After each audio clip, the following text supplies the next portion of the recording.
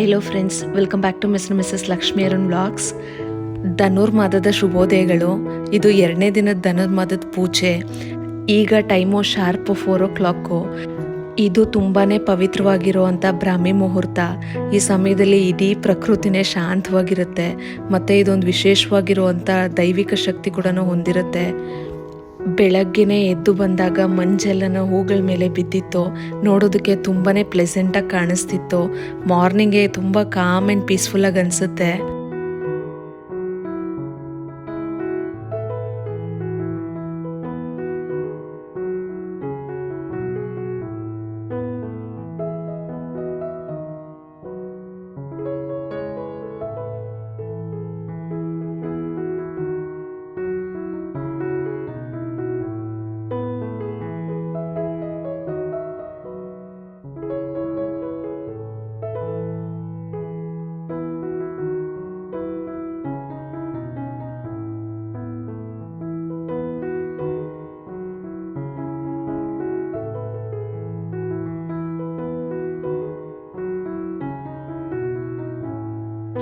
ಪೂಜೆಗಿಂತ ಮೊದಲು ಮನೆ ಕೆಲಸ ಮುಗಿಸ್ಕೊಳ್ಳೋದು ಮನಸ್ಸಿಗೇನೋ ಒಂಥರ ನೆಮ್ಮದಿ ಕೊಡುತ್ತೆ.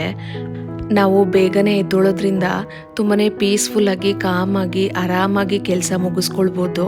ಅಂದರೆ ರೆಗ್ಯುಲರ್ ಡೇಸಲ್ಲೆಲ್ಲ ನಾನು ಎಷ್ಟು ಹರಿಬರಿಯಲ್ಲಿ ಕೆಲಸ ಮಾಡ್ತಿದ್ನೋ ಈಗ ಅಷ್ಟೇ ಪೀಸ್ಫುಲ್ಲಾಗಿ ವರ್ಕ್ ಮಾಡೋ ಅಷ್ಟು ಟೈಮ್ ನನಗೆ ಸಿಗುತ್ತೆ. ಯಾವುದೇ ರೀತಿಯಾಗಿರುವಂಥ ತರಾತುರಿ ಇರೋದಿಲ್ಲ. ಪೀಸ್ ಆಫ್ ಮೈಂಡು ಕಾಮಾಗಿರುತ್ತೆ. ಎನ್ವಿರಾನ್ಮೆಂಟ್ ಎಷ್ಟು ಚಿಲ್ಲಾಗಿರುತ್ತೋ ಅದೇ ಥರನೇ ಮೈಂಡು ಕೂಡ ಅಷ್ಟೇ ಕಾಮ್ ಆ್ಯಂಡ್ ಪೀಸ್ಫುಲ್ಲಾಗಿ ಅನಿಸುತ್ತೆ. ಬೆಳಗ್ಗೆ ಎದ್ದು ನಾವು ವರ್ಕ್ ಮಾಡ್ತಿದ್ದೀವಿ ಅಂತ ಅನಿಸಲ್ಲ. ಈಚ್ ಆ್ಯಂಡ್ ಎವ್ರಿ ವರ್ಕ್ ಕೂಡ ಒಂದು ಕೈಂಡ್ ಆಫ್ ಮೆಡಿಟೇಷನ್ ಥರ ಫೀಲ್ ಆಗುತ್ತೆ. ನಾನಂತೂ ಯಾವತ್ತೂ 4 o'clockಗೆಲ್ಲ ಎದ್ದು ಮನೆ ಕೆಲಸ ಎಲ್ಲ ಮಾಡಿಲ್ಲ.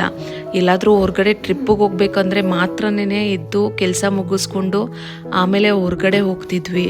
ಬಟ್ ಈಗ ಇದಕ್ಕೋಸ್ಕರನೇ ಎದ್ದೊಳ್ತಿರೋವಾಗ ತುಂಬಾ ಸ್ಪೆಷಲಾಗಿ ಫೀಲ್ ಆಗುತ್ತೆ. ಇನ್ನು ನಾನು ನಿನ್ನೆ ವ್ಲಾಗಲ್ಲಿ ಧನುರ್ಮಾಸದ ಪೂಜೆ ವಿಧಿವಿಧಾನ ಮತ್ತು ಯಾರ್ಯಾರು ಮಾಡ್ಬೋದು, ಮಾಡೋದ್ರಿಂದ ಏನು ಫಲ ಸಿಗುತ್ತೆ ಅನ್ನೋದನ್ನು ಕ್ಲಿಯರಾಗಿ ತಿಳಿಸ್ಕೊಟ್ಟಿದ್ದೀನಿ. ಆ ವಿಡಿಯೋನ ಡಿಸ್ಕ್ರಿಪ್ಷನಲ್ಲಿ ಟ್ಯಾಗ್ ಮಾಡಿದ್ದೀನಿ, ಇಂಟ್ರೆಸ್ಟ್ ಇದ್ದರೆ ಚೆಕ್ ಮಾಡಿ. ಮತ್ತು ನಾನು ನಿನ್ನೆ ಹೇಳ್ದಂಗೆ ನೈವೇದ್ಯಕ್ಕೆ ಸಿಹಿ ಪೊಂಗಲ್ ಮಾಡೋದು ತುಂಬಾ ಶ್ರೇಷ್ಠ. ಆದ್ದರಿಂದ ಬೆಳಗ್ಗೆನೇ ಅಕ್ಕಿನ ಮತ್ತು ಬೇಳೆನ ನೆನೆಸಿಟ್ಬಿಟ್ಟು ಸ್ನಾನ ಮಾಡ್ಕೊಂಬರೋದಕ್ಕೆ ಹೋದೆ. ಸೊ ಅಷ್ಟೊತ್ತಲ್ಲಿ ನಾನು ರಂಗೋಲಿ ಹಾಕೋಷ್ಟೊತ್ತಿಗೆಲ್ಲನೂ ನೆಂದಿರುತ್ತೆ ಚೆನ್ನಾಗಿ ಅಕ್ಕಿನೂ ಬೇಳೆನೂ. ಈಗ ಮಾಡೋದ್ರಿಂದ ಪೊಂಗಲ್ಲು ಬಾಯಲ್ಲಿಟ್ರೆ ಕರ್ಗೋ ಥರ ಇರುತ್ತೆ.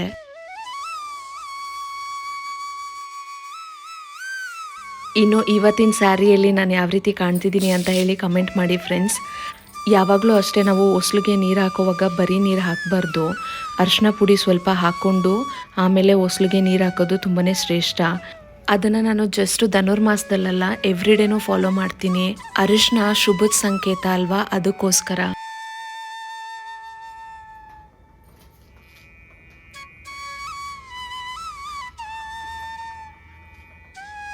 ಇನ್ನು ಮನೆ ಮುಂದೆ ರಂಗೋಲಿ ಹಾಕೋದು ಬರೀ ಸಂಪ್ರದಾಯ ಅಲ್ಲ, ಅದು ಒಂಥರ ಪಾಸಿಟಿವ್ ಎನರ್ಜಿನ ಮನೆಗೆ ವೆಲ್ಕಮ್ ಮಾಡೋ ಅಂಥ ಒಂದು ವೇ ಅಂತ ಹೇಳ್ಬೋದು. ಬೆಳಗ್ಗೆನೇ ತಂಪಾದ ಗಾಳೀಲಿ ರಂಗೋಲಿ ಹಾಕೋದಂತೂ ನನಗೆ ತುಂಬಾ ಇಷ್ಟ. ಇನ್ನು ನನಗೆ ಯಾರೋ ಕಮೆಂಟ್ ಮಾಡಿದರು ಚುಕ್ಕಿ ರಂಗೋಲಿನ ಧನುರ್ಮಾಸದಲ್ಲಿ ಹಾಕಬಾರ್ದು, ಗೆರೆ ರಂಗೋಲಿನೇ ಹಾಕಬೇಕು ಅಂತ.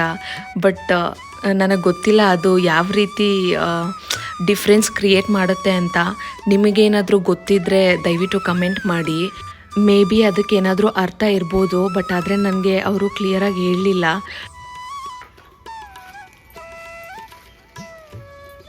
ನನ್ನ ಅನಿಸಿಕೆ ಏನು ಅಂತ ಹೇಳಿದ್ರೆ, ಶ್ರದ್ಧೆ ಭಕ್ತಿಯಿಂದ ಯಾವ ರಂಗೋಲಿ ಹಾಕಿದ್ರೂ ಅದು ಒಂದು ಪಾಸಿಟಿವ್ ಎನರ್ಜಿ ಕೊಡುತ್ತೆ ಅಂತ ನಾನು ಅಂದ್ಕೊಂಡು ಎಲ್ಲ ಕಡೆನೂ ರಂಗೋಲಿ ಹಾಕ್ತೀನಿ.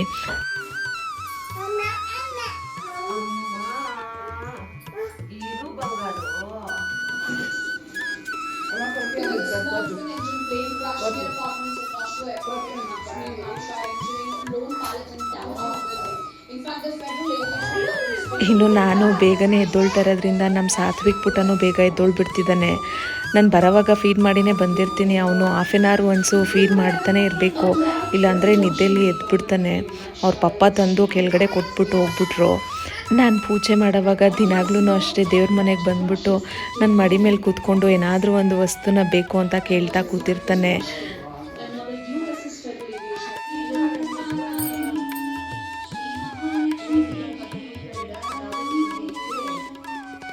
ಇನ್ನು ನಾವು ದೀಪ ಹಚ್ಚೋವಾಗ ಆಡ್ ನಂಬರ್ಸಲ್ಲಿ ದೀಪ ಹಚ್ಚಬೇಕು. 5 ಅಥವಾ 7 ಅಥವಾ 11, 21 ನಿಮಗೆ ಯಾವುದು ಶಕ್ತ್ಯಾನುಸಾರ ಎಷ್ಟಾಗುತ್ತೋ ಅಷ್ಟು ಅಂಟಿಸ್ಬೋದು. ಇಲ್ಲ ಅಂದರೆ ಜಸ್ಟು 3 ದೀಪ ಹಚ್ಚಿದ್ರೂ ಸಾಕು. ನಾವು ದೀಪ ಹಚ್ಚಿ ದೇವ್ರ ಮನೆಯಲ್ಲೂ ದೀಪ ಹಚ್ಚಿ ಪೂಜೆ ಮಾಡಿ ಆಮೇಲೆ ಆ ಆರತಿನ ಉಸ್ಲಿಗೇನು ಆಮೇಲೆ ರಂಗೋಲಿಗೂ ಪೂಜೆ ಮಾಡಬೇಕು. ಅದರಿಂದ ಪಾಸಿಟಿವ್ ಎನರ್ಜಿ ಜಾಸ್ತಿ ಆಗುತ್ತೆ ಮತ್ತು ದೇವತೆಗಳು ಮತ್ತು ಲಕ್ಷ್ಮೀ ದೇವಿ ವಿಷ್ಣು ಬೇಗ ಒಲಿತಾರೆ ಅನ್ನೋದೊಂದು ನಂಬಿಕೆ.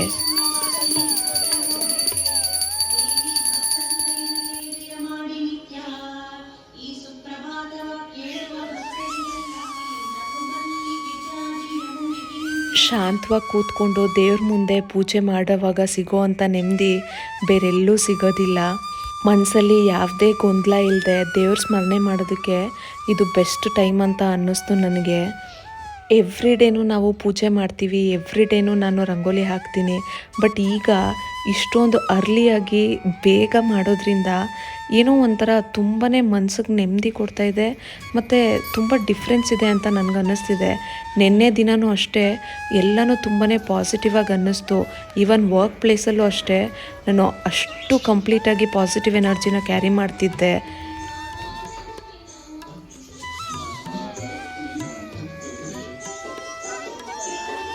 ನಾವು ಮಾತ್ರ ಬೇಗ ಎದ್ದೊಳ್ತಿಲ್ಲ. ನನ್ನ ಜೊತೆ ಮತ್ತು ಅಮ್ಮನ ಜೊತೆ ಫಸ್ಟು ನಮ್ಮ ಚಿಂಟುನೂ ಎದ್ದೊಳ್ತಾ ಇದ್ದಾನೆ.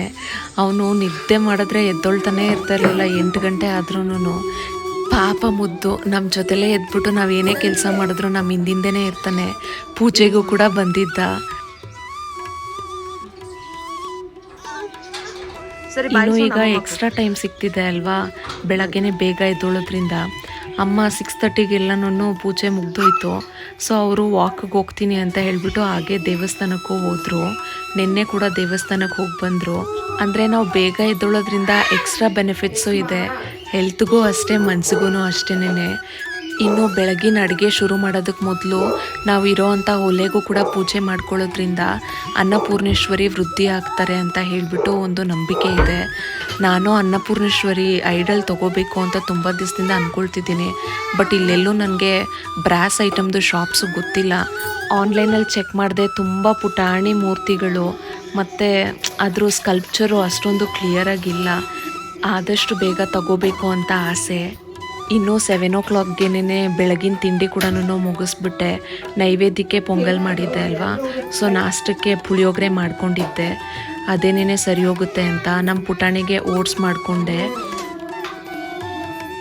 ಇನ್ನು ನಮ್ಮ ಪುಟಾಣಿ ನನ್ನ ಕೈನೇ ಬಿಡಲ್ಲ ಅಂತಾನೆ ಅವನೆಲ್ಲೋದ್ರೂ ಅಷ್ಟೇ ಈಗ ಹಿಂದಿಂದನೇ ಸೆರಗಿಡ್ಕೊಂಡು ತಿರ್ಗೋ ಥರ ಆಗೋಗಿದ್ದಾನೆ. ಸೊ ಅವನ್ನ ಎತ್ಕೊಂಡೆ ಕೆಲಸ ಮುಗಿಸ್ಕೊಂಡೆ. ಅವನು 6:30 7 ಗಂಟೆಗೆಲ್ಲ ಸ್ನಾನನೂ ಆಗೋಯ್ತು ಪಾಪ. ನಾನು ಬೇಡ ಅಂತ ಹೇಳಿದ್ರು ಚಳಿ ಆದ್ರೂ ಅವನೇ ಕರ್ಕೊಂಡು ಹೋಗ್ತಾನೆ, ಮಿಮ್ಮಿ ಅಂತ.